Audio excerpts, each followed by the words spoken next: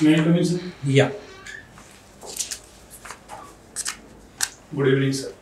Good evening. Good evening. Bus. Thank you. कुठून आलात बरं तुम्ही? सर मी अहमदनगर जिल्ह्यातील शेवगाव तालुक्यातील मजलेश्वर या गावाला आलो. ओके. मजलेश्वर. मजले शहर. मजले शहर. Yes sir. म्हणजे काय याचा अर्थ होतो बरं? सर मजले शहर म्हणजे जगात मजल्यांचे घर आहेत असं. ओके. येस. आपलं घर किती मजल्यांचं आहे मग? पत्र्याचं आहे आमचं. ओके. एक सिंगल फ्लोअर. Single floor. त्याला थोडी स्टोरी होती सर आधी. ओके. काय स्टोरी आहे बरं? सर जायकवाडी प्रोजेक्ट झाला होता ना तेव्हा जे विस्थापित झाले होते ते लोक ते आमच्या गावात त्यांचं पुनर्वसन झालं होतं. बरोबर. आमच्या गावाचं आधी नाव लोडेवाडी होतं. बरं. त्याच्यानंतर सर त्यावेळेस त्यांना बरेच आश्वासन दिली होती आणि त्यांच्यामध्ये पण एक नवीन आयुष्य जगण्यासाठी एक त्यांना पॉझिटिव्ह म्हणजे गोष्टी होत्या त्यांच्यामध्ये. तर ते त्यासाठी त्यांनी ठरवलं की आता आपण इकडे मजले असलेलं एक गाव स्थापन करू. ओके. त्यावरून सर ते नाव दिलं होतं. मग मजले आलेच नाही कधी? नाही सर 2-3 घर आहेत गावात. ओके. आता बऱ्याचदा तुम्ही येत्या काळामध्ये जेव्हा अधिकारी म्हणून काम कराल असं तुम्हाला बरेचसे प्रसंग येतील की बऱ्याचदा राजकीय स्तरावर आश्वासनं नागरिकांना दिले जात नाही पण ते पूर्ण दिले जातात आणि ते पूर्ण केले जात नाही आणि ते सगळं जे आहे तुम्हाला फेस करावं लागेल. अधिकाऱ्यांना बऱ्याचदा ते फेस करावं लागेल. मग अशा सिच्युएशनमध्ये तुम्ही कशा पद्धतीने हँडल करावं सिच्युएशन? सर मला असं वाटतंय जे काही आपण जेव्हा प्रशासनात जातो तेव्हा मेन काम हे असतं की प्रशासनाने शासनाने जे काही निर्णय घेतले त्याचं इम्प्लिमेंटेशन करणं. मग जे काही राजकारणी लोकांनी आश्वासन दिलं असतात त्याचं पॉलिसी लेवलला जर डिसिजन झाले असतील तर मी सर ते इम्प्लिमेंट करेल आणि जर बाकी जर जो प्रेशर येतोय तो मी सर त्यांना समजावून सांगेल की ज्या गोष्टी अजून शासन स्तरावर ठरलेल्या नाही I am not in capacity to deliver this service. बरं तर ते नाही ऐकून घेतलं जात ना तो रोष जो असतो तो. Yes sir. बर. सो अहमदनगरच्या बाबतीमध्ये आता नामांतराचा प्रश्न आहे बघा. येस. अहिल्यादेवी होळकरांच्या नावासंबंधीचा जो सगळा इश्यू आहे. येस. अहिल्यादेवी होळकरांचं प्रशासन कसं होतं मला 5 वाक्यात सांगा बरं. सर अहिल्यादेवी होळकरांनी इंदोर मध्ये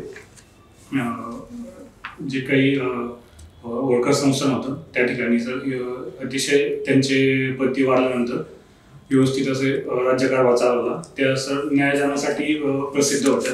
तसेच सर त्यांनी त्यांचं जे गव्हर्नन्स होतं त्याच्यामध्ये त्यांनी जे धार्मिक स्थळं होती तिथे ज्या सेक्युलर जे काही कन्स्ट्रक्शन्स आहेत ते उभारण्यावर भर दिला होता.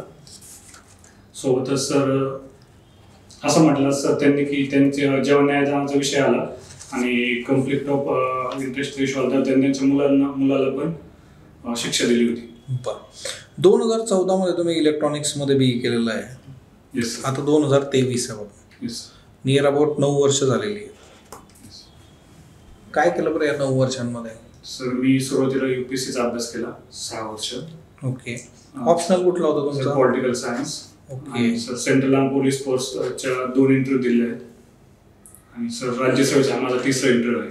सर अतिशय काठावर सर 2-3 वेळेस मला अपयश आलं इंटरव्ह्यू नंतर. त्यामुळे सर मला असं वाटलं की ऑपॉर्च्युनिटी एकदम जरा थांबलेली आहे मला अजून प्रयत्न करायला लागले आणि सर माझ्या ज्या काही मिस्टेक्स होत्या त्या पण मला समोर दिसत होते त्यामुळे सर मी थांबण्याचा निर्णय घेतला. ओके. सो CAPFचे पण तुम्ही इंटरव्ह्यू दिलेले. ओके. 52वी घटना दुरुस्ती जी आहे ती कालबाह्य झालेली आहे का? अँटी डिफेक्शन कन्फ्युज होतं मग थोडं. अँटी डिफेक्शन हां अँटी डिफेक्शनच की आता सध्या पक्षावर क्लेम करण्याचा जो काही ट्रेंड सुरू आहे पक्षांतराचा विषयच ठेवलेला नाही आहे तर मग हे कालबाह्य झालेलं आहे का? सर याच्यात 2-3 मुद्दे आहेत. सर्वात महत्त्वाचं सर जे 10 शेड्यूल आहे मला वाटतं सर अजून पण आहे व्यवस्थित परंतु काही गोष्टी आहेत जे इम्प्लिमेंटेशन लेवलला किंवा डिसिजन त्याच्यात जे काही लूप होल्स आहेत त्या पॉलिटिकल पार्टी शोधतात आणि त्याच्यानुसार त्या मास डिफेक्शन होतं.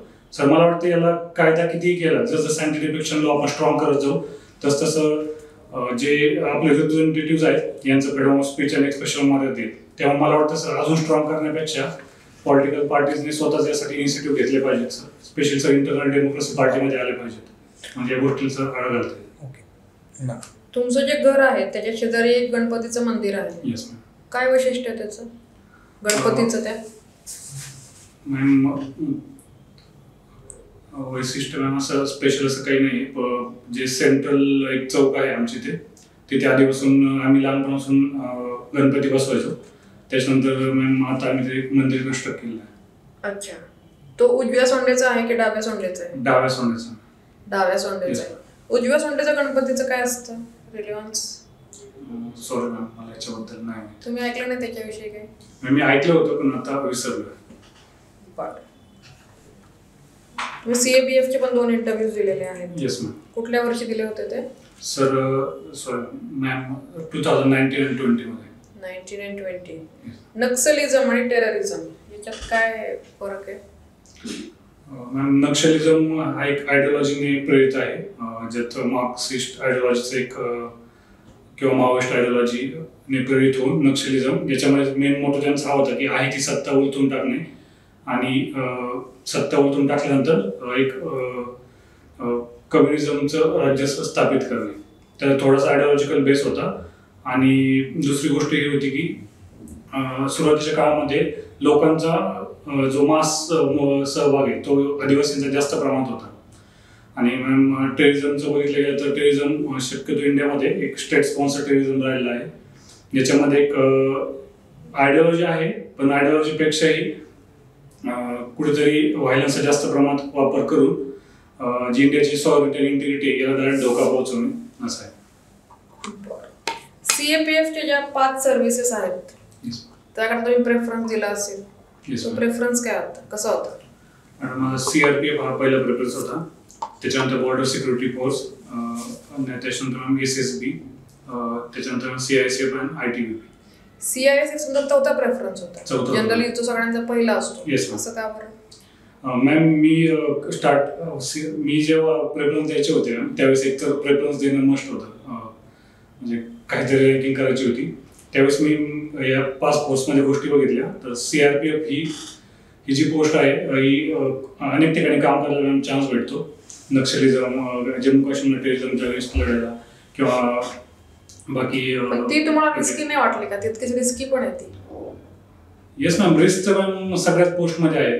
तर मॅम चॅलेंजेस पण आहे समोर. मला असं वाटतं मॅम, मी जेव्हा स्वतः इंट्रोस्पेक्ट केलं तेव्हा मॅम मला जाणवतं की माझी जी पर्सनॅलिटी आहे ती थोडी डायव्हर्सिफाईड जॉबला जास्त सुटेबल आहे. अच्छा, मला महिलांचे काय प्रॉब्लेम्स वाटतात? महिलांना काय काय प्रॉब्लेम्स आहेत? Yes ma'am. शहरी असतील किंवा ग्रामीण भागातल्या?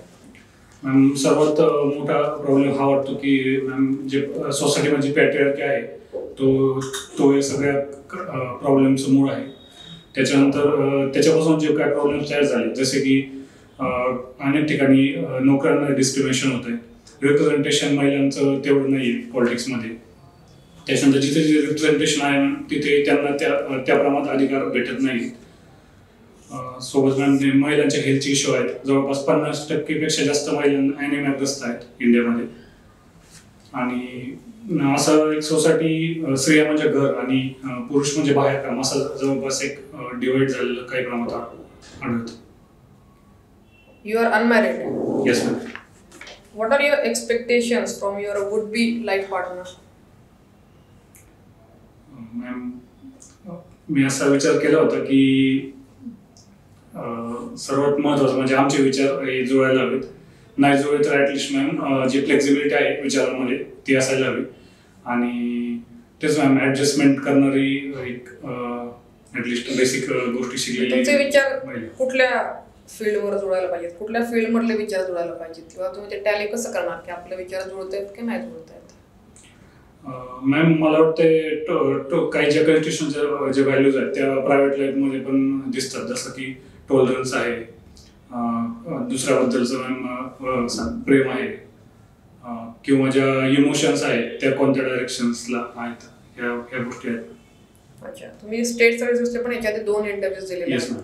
त्यावेळेस तुमचा स्कोअर कसा होता? 2019 ला 63 होते आणि 2020 ला 68 मार्क्स होते. ओके, सो आता तुम्हाला किती मार्क्स दिले पाहिजेत? मॅम मला असं वाटतं की मी ज्या प्रमाणात जसा इंटरव्ह्यू दिला ते तुम्ही जे वी वॉन्ट फिगर. आणि मला वाटतं 60+ तर दिले पाहिजे. Okay sir. हॉबीज काय आहेत बरं तुमचे?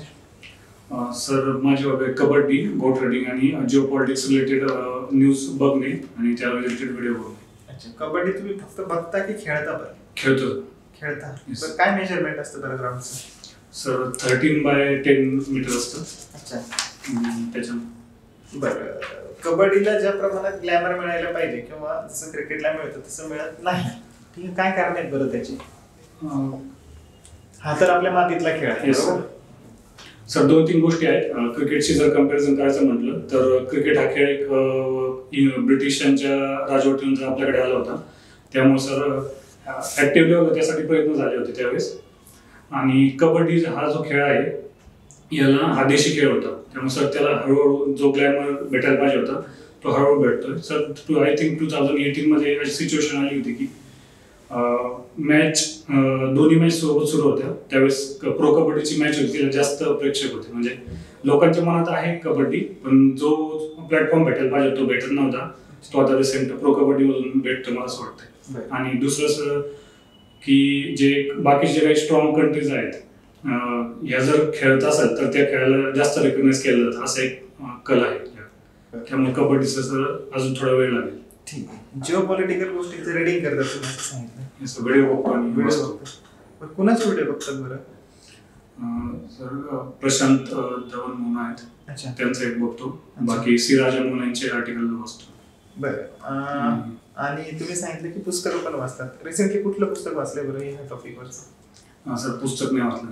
नाही वाचलं. नाही वाचलं. बरं, पॉलिटिकल सायन्स तुमचा ऑप्शनल होतो UPSC करताना. कुठला थिंकर तुमचा आवडता थिंकर आहे बरं? सर इंडियन मध्ये सर महात्मा गांधी ही आवडते थिंकर आहे माझी. का बरं? काही प्रिन्सिपल्स आहेत ते सर मला असं जाणवतं वाटतं की जे सोसायटीसाठी चांगले, जसे की त्यांचा स्वराजचा कन्सेप्ट होता ज्याच्यामध्ये त्यांनी इंडिव्हिज्युअल लेवलला कंट्रोलवर भर दिला होता. आणि जे स्वराज जे आपण बघतो की म्हणजे ग्राम स्वराज हा कन्सेप्ट आहे तो मला आवडतो. दुसरा एक सर्वोदयवाला कन्सेप्ट होता ज्याच्यामध्ये जे काही मला वाटते सर सध्या डिस्क्रिमिनेशन आहे सोसायटीमध्ये राज्यात.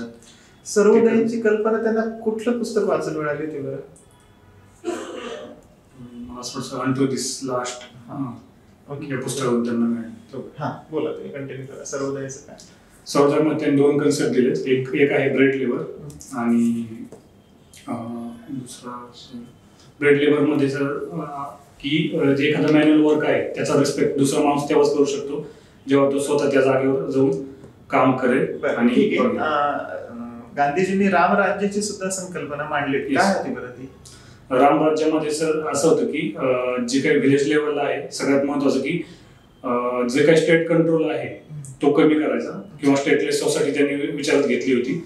आणि प्रत्येक माणूस हा स्वतःच्या सद्सद्विवेक बुद्धीने काम करेल आणि त्यानुसार जे व्हिलेज आहेत जे एन्शियंट टाइम्स मध्ये होतं ती गोष्ट त्यांना वाटत एक्सपेक्टेड होती की हाच जो विचार आहे तर पुढे महात्मा गांधींचे एक शिष्य आहे त्यांनी पुढे कंटिन्यू केला होता. कोण होते बरं ते? विनोबा भावे. आणि त्यांनी एक विशिष्ट नाव दिलं होतं ह्या थिंकिंगला, काय होतं ते? सॉरी सर, लोकनीती होतं का?